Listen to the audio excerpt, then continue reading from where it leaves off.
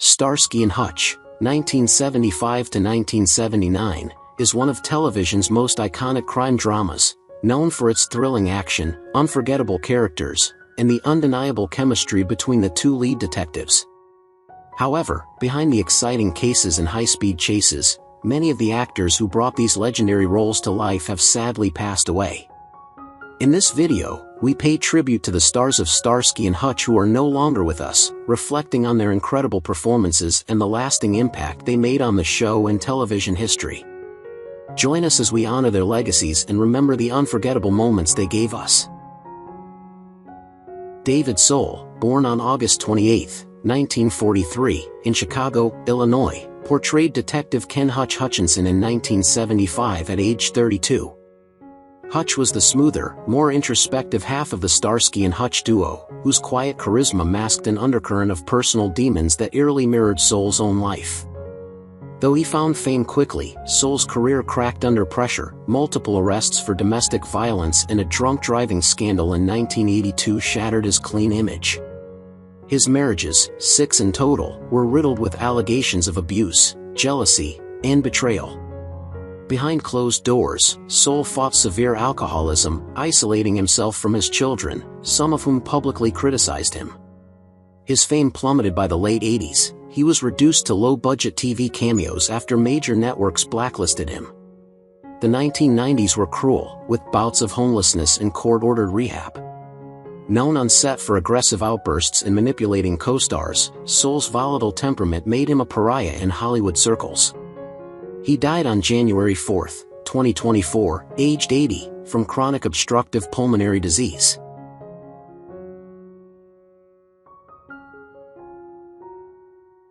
Bernie Hamilton, born June 12, 1928, in East Los Angeles, California, took on the role of Captain Harold Dobby at 47 years old in 1975. On screen, Dobby was the moral compass, but Hamilton's real life spiraled into a chaotic, double-edged existence. His acting career, already turbulent, disintegrated after Starsky and Hutch. Few in Hollywood would work with him after repeated allegations of violent altercations with producers and erratic behavior on set. Hamilton's passion project, his nightclub, became infamous as a hotspot for drug trafficking and gang-related violence, tainting his reputation irreversibly. Privately, Hamilton's life was littered with unstable relationships. He fathered several children with different women but was estranged from most of them. His later years were marred by lawsuits over unpaid debts and failed music ventures. Known for his short temper and for physically intimidating directors, Hamilton was ultimately blackballed by the very industry he helped shape. He passed away from cardiac arrest on December 30, 2008, at 80 years old, largely forgotten and bitter.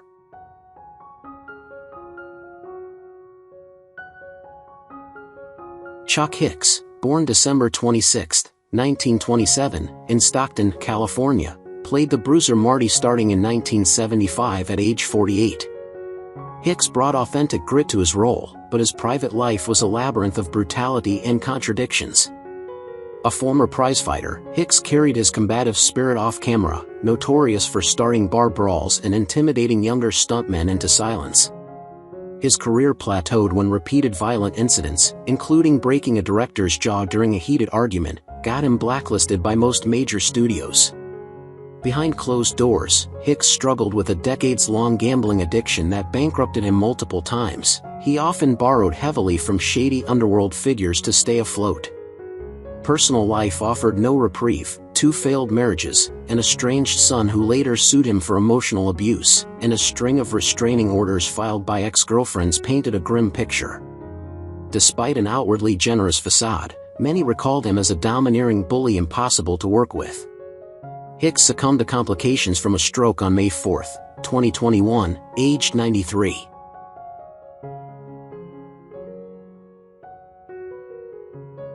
Daryl Whirling, born September 9, 1928, in Pittsburgh, Pennsylvania, embodied the quirky Mr. Thistleman in 1977 at age 49, a role that masked a deeply troubled private life.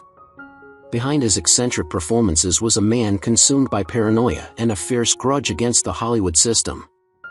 Whirling, embittered by decades of being typecast and overlooked, was infamous for sending threatening letters to casting directors he felt had wronged him. His obsessive perfectionism alienated nearly every major director. He was reportedly fired mid-production from 3 different TV shows for refusing to follow scripts. Off-screen, Whirling lived a reclusive existence, battling chronic depression and hoarding lawsuits, many filed by neighbors over his bizarre, aggressive behavior. Despite outward appearances, he was mired in legal trouble for tax evasion and public disturbances. He died under mysterious circumstances on April 11, 2014, at 85, with no official cause of death disclosed, feeding persistent rumors of suicide or foul play among those who remembered his volatile last years.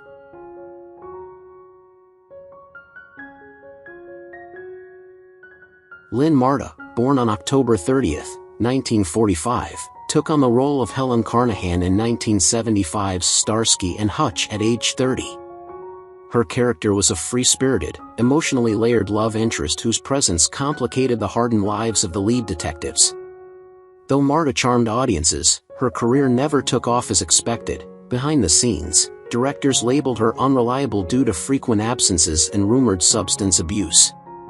Her volatile romance with David Soul was a minefield of physical altercations and jealous rampages, often reported but hushed up by studio fixers.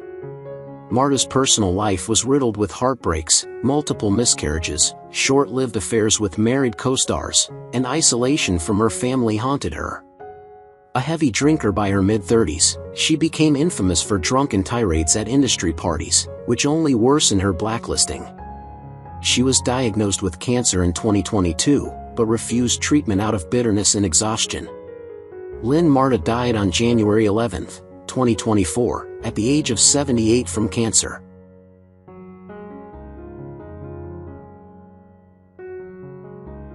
Ken Kirchhoff, born July 15, 1935, played Deputy D.A. Claiborne in 1979's Starsky and Hutch at 44 years old. His character radiated righteous indignation, a far cry from Kirchhoff's chaotic real life. Although he found fame with Dallas, his career was dogged by scandal. He survived a real-life explosion at his home linked to reckless drinking and smoking, a dark secret never fully revealed to fans. Financial ruin followed after a bitter divorce left him bankrupt, forcing him into rehab multiple times for alcohol addiction he long denied publicly. Behind the scenes, colleagues described him as paranoid and impossible to work with, often accusing co-stars of sabotaging his lines. Diagnosed with lung cancer in the 90s, Kirchhoff stubbornly continued smoking, telling friends he'd rather die than quit. His death from pneumonia on April 21, 2019, at 83, was the grim end to a life riddled with denial and downfall.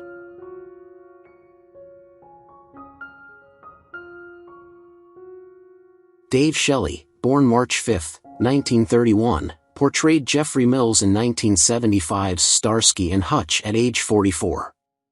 Mills was a fleeting, forgettable bureaucrat in the show's seedy criminal underworld, and Shelley's performance barely registered, mirroring his struggling real-life career. Shelley was a journeyman actor marred by a string of firings from theater productions for chronic tardiness and raging backstage tantrums fueled by his quiet but crippling alcoholism. His personal life fared no better. After a bitter divorce, Shelley alienated his 3 children and slid into financial ruin. Old friends described him as a ghost haunting auditions, often appearing unshaven and incoherent. By the late 80s, he lived out of motels, racking up lawsuits from landlords and a DUI conviction that quietly ended any chance of a comeback. Following a botched coronary bypass surgery, Dave Shelley died on June 27, 1989, at 58.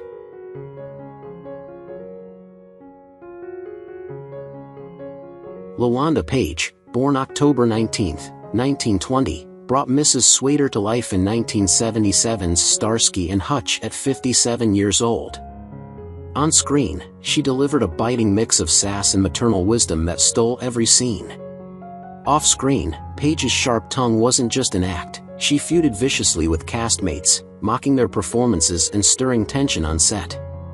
Despite her trailblazing stand-up success, her career was battered by backlash over her unapologetic blue humor, lewd, blasphemous routines that even led to TV executives banning her appearances. Paige battled loneliness too. Twice divorced, she had an estranged daughter who sued her for defamation in a headline-grabbing lawsuit. Health issues mounted as well, with undiagnosed diabetes and a near-fatal house fire in the 80s that left her partially disabled. Lwanda Paige died on September 14, 2002, at 81 from complications related to diabetes.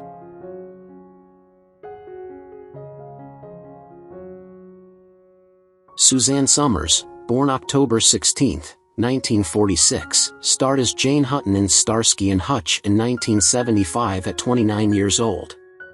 Jane was clever and magnetic, masking vulnerability with flirtatious wit, making her brief appearance unforgettable.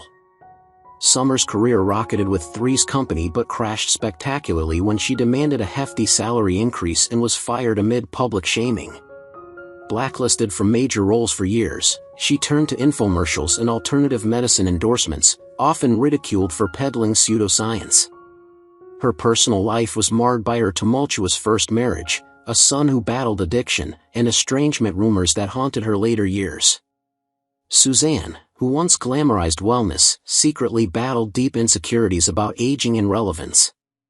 Her advocacy for unproven treatments drew lawsuits and professional ostracization. On October 15, 2023, one day before her 77th birthday, Suzanne Summers died of breast cancer, leaving behind a legacy both adored and heavily criticized.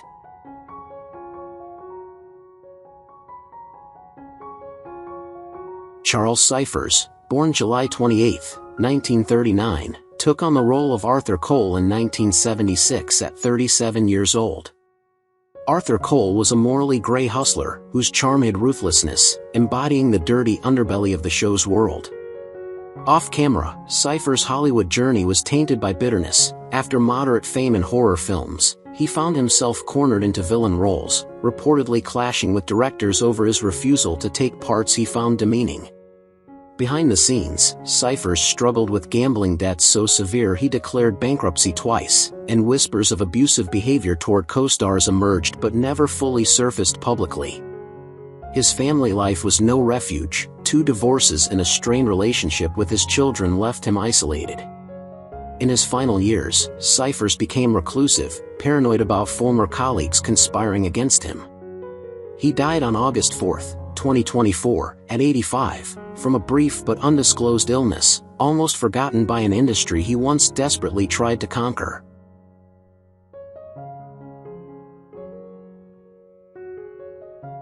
Nicholas Worth, born September 4, 1937, played Al in 1976 at 39, a brute whose menace oozed from every glance. Off-camera, Worth wrestled with demons few knew, crippling social anxiety masked by steroid abuse during his bodybuilding days. Though celebrated for roles in low-budget thrillers, his career never broke through because directors found him too intense and unpredictable, with rumors that Worth sabotaged colleagues he considered rivals. Personally, he lived a near-monastic life, haunted by a strict evangelical upbringing that fueled deep inner turmoil about his sexuality, leading to silent, painful estrangement from his family. Late in life, he battled depression and heart disease, living in seclusion after being blackballed for an on-set altercation where he reportedly assaulted a producer. Nicholas Worth succumbed to heart failure on May 7, 2007, at 69, a towering figure brought low by isolation and guilt.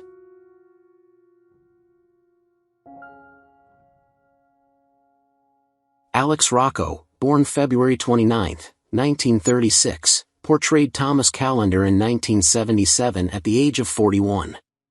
Thomas was a slick, menacing figure whose calculating moves blurred the line between good and evil. In real life, Roco's darker past bled into his Hollywood persona. He was a one-time associate of Boston's Winter Hill Gang and served jail time before reinventing himself. Despite success in The Godfather, his career stumbled as studios grew wary of his mafia ties and his infamous temper on set. Roco's personal life was no less chaotic. Multiple marriages collapsed amid infidelities and alleged domestic violence, and his estranged daughter publicly accused him of emotional abuse. Friends described a man torn between Catholic guilt and violent rage. Secret alcohol binges and bar brawls earned him a fearsome reputation in the 80s. Alex Roco died from cancer on July 18, 2015, at 79, his criminal past haunting his Hollywood eulogies.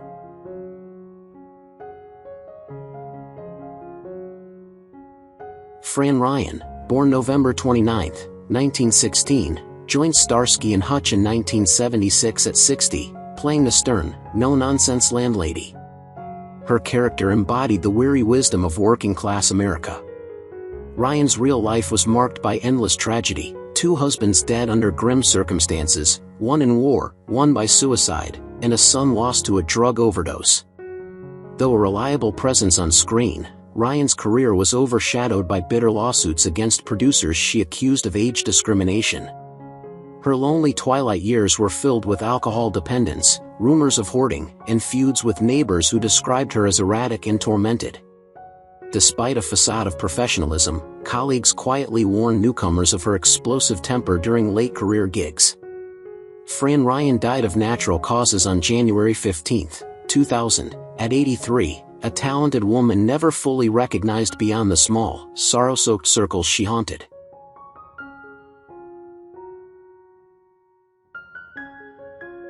Blackie Damit, born December 7, 1939, played Charlie Deke in 1977 at the age of 38.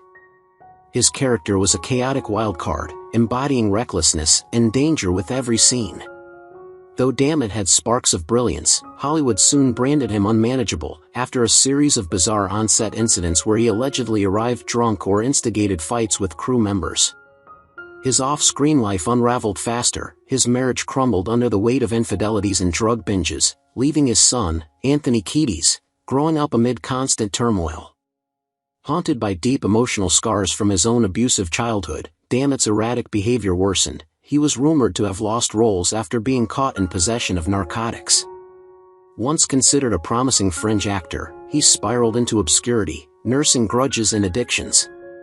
Damit's health deteriorated under years of self-destruction, and he ultimately died on May 12, 2021, at 81 from complications related to Alzheimer's disease, a tragic end for a man whose inner demons had long consumed him.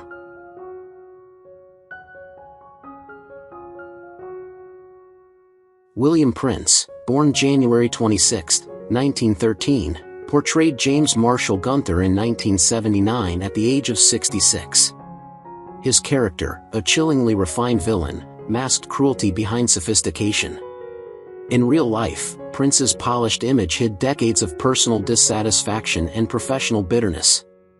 Once poised for stardom, he was repeatedly passed over for major roles, earning the cruel nickname Hollywood's Forgotten Gentleman.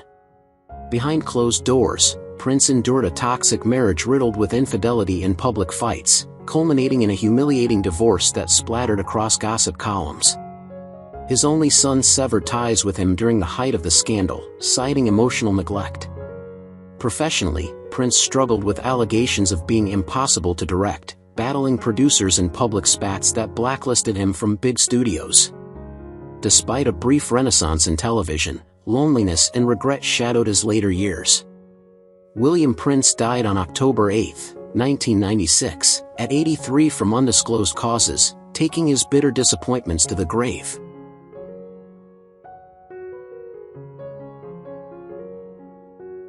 Jose Ferrer, born January 8, 1912, played Crazy Joey Fortune in 1976 at 64 years old. On screen, Fortune was erratic and menacing, a far cry from Ferrer's once revered status as a stage icon.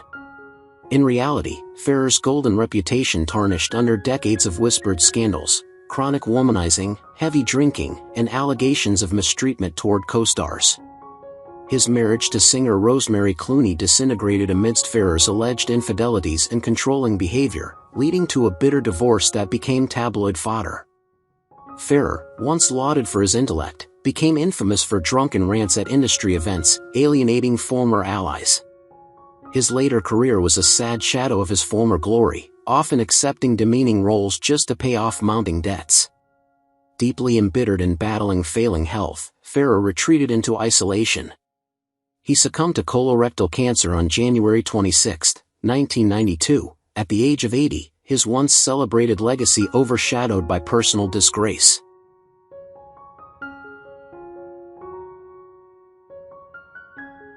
Richard Lynch, born February 12, 1940, took on the role of the cold-blooded hitman Zane in 1975 at age 35. In life, Lynch was a man scarred in every sense. His infamous burns were the result of setting himself on fire during a drug-induced hallucination. Afterward, his grotesque visage became both his brand and his curse. Hollywood pigeonholed him into villain roles, but addiction continued to haunt him behind the scenes.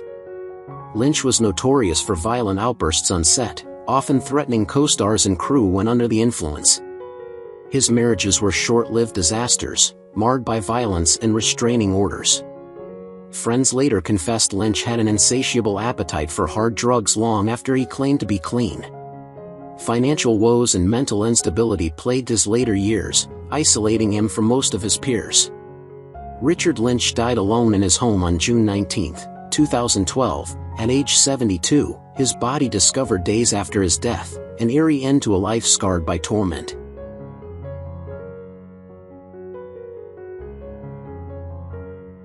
Michael Conrad, born October 16, 1925, took on the role of Captain Mike Ferguson in Starsky and Hutch in 1975 at the age of 50. His character was a grizzled, world-weary leader, often the voice of harsh reality in the gritty landscape of the show. Despite later acclaim for Hill Street Blues, Conrad's career was riddled with setbacks, including a string of minor TV parts after being blackballed for being difficult on set. In his private life, Conrad's two failed marriages were turbulent, marred by accusations of emotional abuse and his controlling nature. His later years were haunted by depression and reclusiveness after his estranged son sued him for unpaid child support and defamation. Behind the scenes, Conrad was notorious for heavy drinking, combative arguments with directors, and disappearing from sets for days. Rumors swirled about physical altercations with co-stars, but they were quietly settled out of court. Michael Conrad died on November 22, 1983, from urethral cancer at age 58.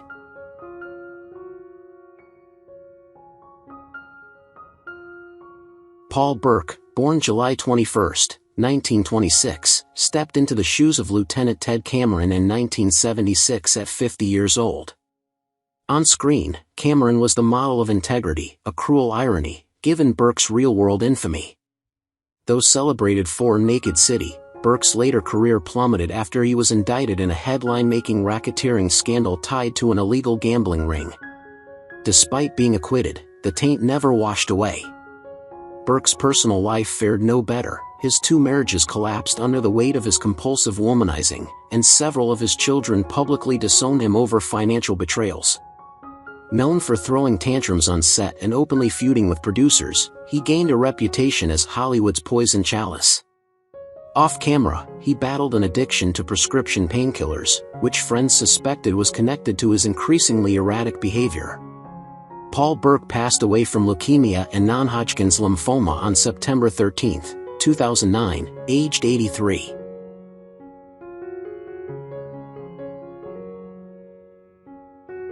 Janet Margolan, born July 25, 1943, took on the role of Dr. Judith Kaufman in 1977 when she was just 34. Her character was the show's fragile voice of reason, a mirror image of Margolan's own haunted life. Behind her luminous performances in Annie Hall and Take the Money and Run lay years of untreated mental illness, including bouts of severe depression that alienated her from friends and family. Her marriage to actor Ted Wass ended in a bitter, silent separation after allegations of infidelity and emotional neglect. Margolan's final years were marked by professional rejection. Casting directors deemed her too troubled to insure. She fought a lonely, private battle with cancer, even as rumors swirled about her reclusive behavior and drug dependency, whispers that Hollywood preferred to ignore. Those closest to her spoke of a woman suffocating under Hollywood's bright lights. Janet Margolan died of ovarian cancer on December 17, 1993, at only 50 years old.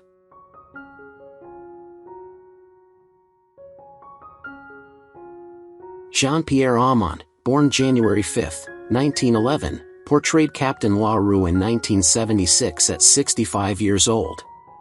In Starsky and Hutch, Larue's charm and European sophistication, a stark contrast to Aime's increasingly chaotic real life. After the glory of World War II heroism and cinematic fame, Aime's Hollywood career derailed due to whispered rumors of extramarital affairs with both women and men, an unspoken scandal in the era's unforgiving moral climate. The death of his wife, famed actress Maria Montez, plunged him into a life of reckless excess. His later relationships were riddled with accusations of betrayal and emotional manipulation.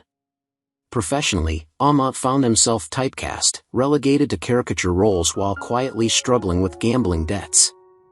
Bitter fallouts with directors and a once-publicized drunken outburst that can further eroded his standing. Jean-Pierre Aime died of a heart attack on January 30, 2001, aged 90.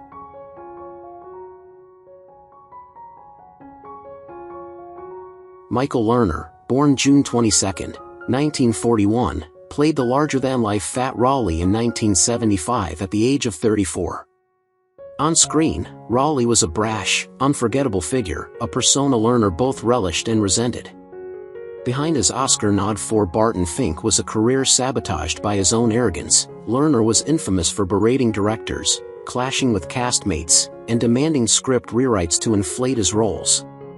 Off the set, his life was equally volatile: failed romances with younger actresses, lawsuits over unpaid debts, and wild nights of drinking and gambling that often ended with police intervention. Lerner was also dogged by persistent rumors of verbal abuse toward assistants and an explosive temper that earned him blacklist status among major studios for years. Despite public success later in life, Hollywood insiders knew Lerner's career never reached its true potential because he was considered impossible to work with. Michael Lerner passed away on April 8, 2023, at the age of 81.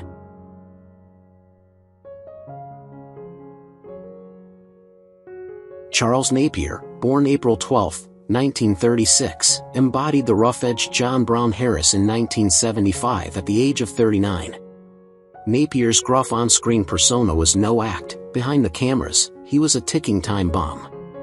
After early struggles with poverty and rejection, Napier finally found work but became notorious for violent outbursts, especially under the influence of alcohol.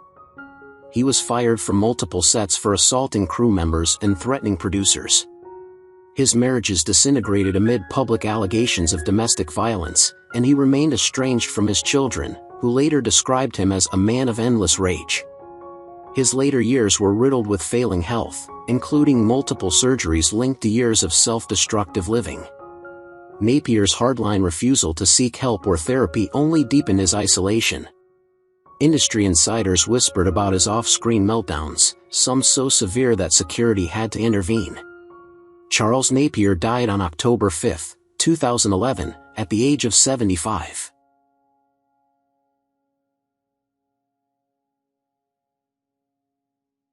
Who's your favorite character in Starsky and Hutch? How do you feel knowing that the actors have passed away? Feel free to leave your thoughts in the comments below. If you enjoyed this content, don't forget to like, subscribe to the channel, and hit the bell so you don't miss future videos. Thank you so much.